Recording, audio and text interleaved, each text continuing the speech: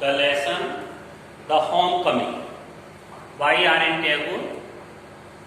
The author describes in this lesson conflict, control, responsibilities, love and isolation. Here, Fatik is the main character of the story. The story moves around Fatik. Fatik is a naughty boy. He was a ringleader of the boys in the village. All the boys obeyed him. Once he decided to shift a log. All the boys followed him, but before this, his younger brother Makhan came and sat on the log. He wanted to disturb his game. He did not obey his elder brother. He kept on sitting on this log. This insulted Fatik before all the boys. Then he ordered the boys to shift the log with the Makhan. A boy pushed Makhan and all the boys followed him. In this way, Makhan was shifted. Makhan was rolled with the log. He became angry and he got up and he attacked his elder brother. He beat him. He kicked him and he went crying home. In this way, this is the first part of this story. माखन जो कि फटिक का छोटा भाई है, वो दौड़ता हुआ अपनी माँ के पास जाता है शिकायत करने के लिए कि फटिक ने उसे मारा, जबकि रियलिटी आप लोग समझ रहे होंगे माखन ने ही अपने भाई पर अटैक किया, क्योंकि उसने अपने मित्रों से कह करके उसको उस लट्ठे के साथ उसको लुढ़का दिया था। इसलिए वो नाराज हो गया था और उसने फटिक को ही मारा और स्वयं अपनी माँ के पास फटिक की शिकायत करने जाता है। फटिक अकेला है, जान गया, ही न्यू व्हाट वुड हैपन, क्या घटित होगा अच्छी तरह से जान गया, बैठा हुआ है। देखिए फटिक बाइट पेज 38 पैराग्राफ कल जहां तक पढ़ाया था आज देख रहे होंगे। फटिक बाइट हिज फेस, फटिक ने अपने चेहरे को साफ किया। क्यों साफ किया? क्योंकि he was beaten by his younger brother Makhan, क्योंकि अभी देख रहे थे पीटा गया था, किक किया गया था, अपमानित भी हुआ था। तो Phatik bite his face, Phatik ने अपना चेहरा साफ किया and set down on the edge of the sunken, edge किनारा ऑफ द सनकेन बाज, एक नाव थी, उसी नाव के टॉप पर वो बैठ गया, किनारे पर बैठ गया ऑन द रिवर बैंक, नदी किनारे, and begin to chew a piece of grass, और ऐसी घास का तिनका तोड़ा और उसने उसको चबाना शुरू कर दिया। A boat came up to the landing, तभी एक नाव जो है किनारे पर आती है ना, up to the landing and Middle East में, and grey hair and dark star step on the shore, land होती है, उतरती है नाव, आती है किनारे पर, और उसमें से कौन उतरता है? मिडिल एज, एक मध्यम उम्र का व्यक्ति आता है जो कि ग्रे सफेद बाल है उसके, काली उसकी मुस्टाच मूछें हैं, स्टेप ऑन शोर, वो किनारे पर उतरा। ही सादा बॉस थे, ये कौन है? The name of this man is Bishambar, और ये मैटरनल अंकल उसका मामा है, किसका? फटिक का और माखन का। ये आया हुआ है काफी दिनों के बाद, काफी दिनों के मतलब जब इसकी बहन, जब फटिक की माँ की शादी हुई थी तो तब से ये नहीं आया था और बॉम्बे में बिजनेस करने लगा था। ठीक है, शादी के बाद फटिक के पिता का निधन हो गया, फटिक फादरलेस हो गया, माखन फादरलेस हो गया और अंडर द गार्जियनशिप ये माँ के संरक्षण पालन पोषण हो रहा था। काफी दिनों के बाद ये विशंबर ही saw the boy sitting there doing nothing। वो जो विशंबर नाम का व्यक्ति आया है उसने लड़के को देखा, देयर डूइंग नथिंग, कुछ भी ना करते। आज तुम और पूछा हियर द चक्रवर्ती लिव्ड, कि चक्रवर्ती कहाँ रहते हैं। Phatik bent on chewing the grass, Phatik जो लगातार घास चबाता रहा, एंड सेड बोला ओवर देयर, वहीं कहीं, but it was quite impossible to tell, लेकिन ये बता पाना पूरी तरह असंभव था। हियर ही पॉइंटेड, किधर उसने इशारा किया। The stranger asked him again, अजनबी ने फिर पूछा। ही स्वंग हिज लेग्स, लेकिन वो अपना स्वंग हिलाना, लेग्स टू एंड फ्रो, इधर उधर हिलाता रहा बैठा। On the side of the barge, उसी बार्जी एक तरह से बोट नाव कर बैठा हुआ किनारे। एंड सेड बोला गो एंड फाइंड आउट, जाओ और ढूंढ लो जाके। ये लापरवाही है, शरारत है। And continue to chew the grass as before, पहले की भांति जो है लगातार ही kept on chewing the grass, वह घास चबाता रहा। तो यहाँ पर आपने देखा कि जो व्यक्ति आया है वो इसका मामा है, ये उसका रिलेटिव है, भांजा है, लेकिन ये एक दूसरे को पहचानते नहीं है, क्योंकि वो कब आया है, काफी दिनों के बाद, जब से इसकी बहन की शादी हुई थी तब से आया ही नहीं था।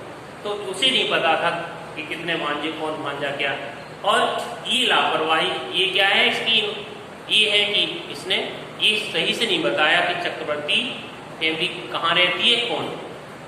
अब देखिएगा, अब जो माखन है वो घर पहुंच गया माँ से शिकायत करने। तो but now servant came down from the house, घर से एक नौकर आया हुआ है। एंड टोल्ड फटिक, और फटिक से कहा हिज मदर वांटेड हिम, कि उसकी माँ उसे बुला रही है, चाहती है माँ उससे मिलना। फटिक रिफ्यूज टू मूव, फटिक ने जाने से मना किया। But the servant was the master on this occasion, लेकिन जो नौकर आया था वो हर अवसर के लिए तैयार था, मतलब at any day he was ready to carry Phatik to his house, वो हर तरह से तैयार था ऐसे ले जाने को। ही टुक फटिक अब रफली बुरी तरह से उसने फटिक को उठाया। एंड कैरिड हिम, ले गया। किकिंग, धकेलते हुए, मारते हुए।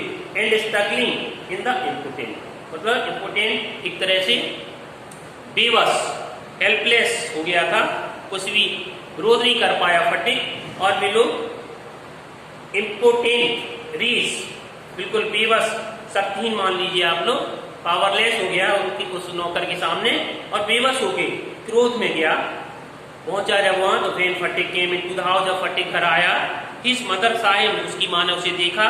सी कॉल्ड आउट एंग्री, तो बड़ी क्रोध में चिल्लाई, क्या so you have been hitting Makhan again, फिर से तुम माखन को पीट रहे हो, मार रहे हो।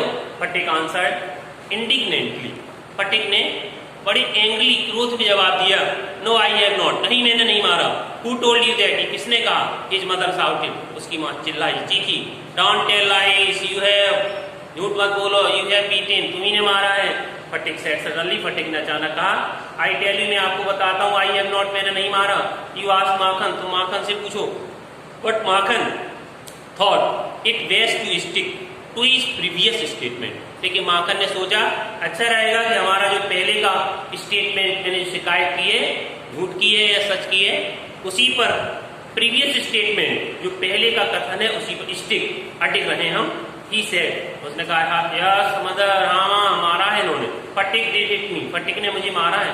फटिक पेशेंस बात ऑलरेडी एग्जॉस्टेड, अब तो फटिक का जो धैर्य था वो पहले से ही एग्जॉस्टेड, फिनिश्ड हो गया था, समाप्त हो गया। He could not here this injustice, वह इस इनजस्टिस को सहन नहीं, सुन नहीं सका। ही रस्ड एट माखन, माखन पर झपटा। एंड हैमर्ड हिम, और उसको पीटा। हिम विद ब्लोज, मुक्की से, मूसों से पीटा। टेक दैट, और लो, ही क्राइड, चिल्लाया, मारा उसने। एंड दैट, और लो, एंड दैट, और लो, फॉर टेलिंग लाई, झूठ बोलने के लिए, और लो। Mother took Makhan side in a movement, आपको बताया कि जो माँ थी वो माखन का पक्ष लेती थी, तो उसकी माँ ने एक क्षण माखन का पक्ष लिया एंड पुल्ड फटिक, उसी क्षण उसने फटिक माखन का पक्ष लिया और फटिक को एक तरफ खींच दिया, बीटिंग ही उसे फटिक को पीटते हुए एक तरफ खींच दिया विद हैंड्स, अपने हाथों से फटिक को मारते हुए फटिक और माखन की सुरक्षा करते हुए फटिक को एक तरफ कर दिया। When Sphatik pushed her side, जब फटिक एक तरफ हो, फटिक ने भी क्या किया, फटिक ने भी अपनी माँ को एक तरफ कर दिया, पुश्ड खींच करके, शी शाउटेड आउट, चिल्लाई माँ, व्हाट यू लिटिल ब्लेम, क्या तुम खलनायक हो, क्या तुम दुष्ट हो, what you hit your own mother, क्या तुम अपनी माँ को मारोगे। This is also act of mischief, ये भी एक शरारत का काम है। क्यों? क्योंकि माँ पर भी उसने हाथ उठाया। Understand? It was just at a critical junction, बड़ा क्रिटिकल जटिल जंक्शन, एक तरह क्षण था, मोमेंट था, दैट द ग्रेट, घर में कोलाहल मचा हुआ था।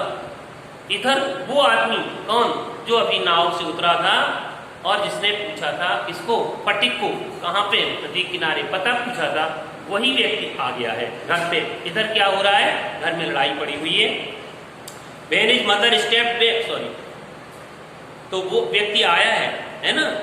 It was just at this critical junction, जैसी जटिल स्थिति बनी थी, क्रिटिकल पोजीशन बनी थी, that the grey heard stranger had, तब तक सफेद बालों वाला वो व्यक्ति, अजनबी व्यक्ति आ गया।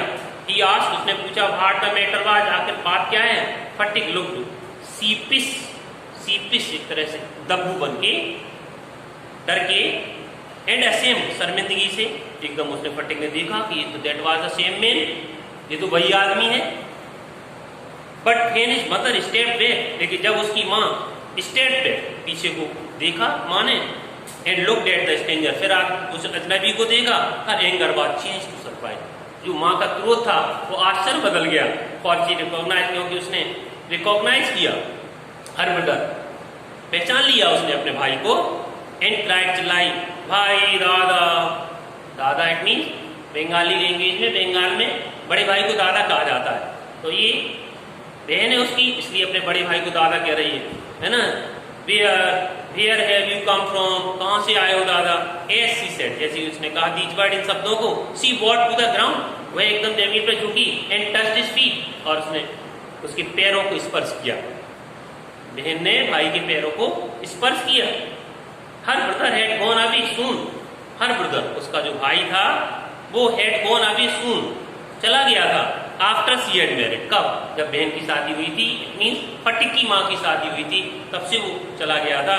And he had started business in Bombay, और उसने बॉम्बे में बिजनेस शुरू की थी। His sister had lost her husband, इधर क्या हुआ था, हिज सिस्टर इट मीन्स फटिक की माँ, फटिक की माँ ने अपना पति खो दिया। दैट मीन्स फटिक के पिताजी एक्सपायर कर गए थे while he was in Bombay, जब वो दिसंबर, जिसको मैं बार बार उसका मामा कह रहा हूँ, अजनबी बता रहा हूँ, वो जो है क्या था, वो जब बॉम्बे में था उसी बीच इधर इसके फादर एक्सपायर हो गए थे। दिसंबर आ गया ना, December and now come back to Calcutta, अब दिसंबर क्या हुआ, अब कलकत्ता वापस आ गया है। And had at once made inquiry about his sister, और उसने अपने बहन के बारे में पूछताछ भी की। ही हैड देन हास्टली टू सी हर, और जल्दी शीघ्रता से अपनी बहन को मिलने या देखने के लिए गया।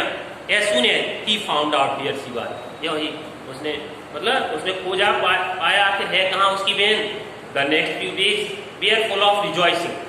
नेक्स्ट अभी पैर आप देखेंगे, क्वेश्चन देखेंगे, हु स्टेप्ड ऑन शोर, कौन उतरा तट पर, नदी किनारे, तो कौन उतरा आपको पता है, दिसंबर। द अंकल, बेटा अंकल है ना, ऑफ फटिक। दूसरी भाषा में a stranger came, a stranger stepped on the shore, you can write the name, December stepped on the shore, understand। और क्या, the brother of Fatik's mother stepped on the shore। इस तरह आप आंसर दे सकते हैं। तो अगर अकॉर्डिंग टू पैरा आप चलोगे तो a middle aged man with grey hair and dark mustache, ये लिख सकते हैं, a middle aged man with grey hair and dark mustache stepped on the shore, it can be corrected। Next point, what was Phatik doing on the barge, Phatik क्या कर रहा था, तो आपको पता है फटिक अपने पैरों खिला रहा था। फटिक क्या चबा रहा था, घास का तिनका चबा रहा था। तो Phatik was chewing a piece of grass, understand. और क्या है, what did the servant do in order to carry Phatik? Phatik को ले जाने के लिए जो नौकर आया था उसने क्या किया? तो a servant came down from the house and he took Sphatik up roughly and carried him kicking and struggling in impotent ways. Next point, why was Sphatik scolded by his mother? Scolded डांटा गया, क्यों डांटा गया? फटिक was scolded by his mother because he begged Makhan. Understand? So he was scolded.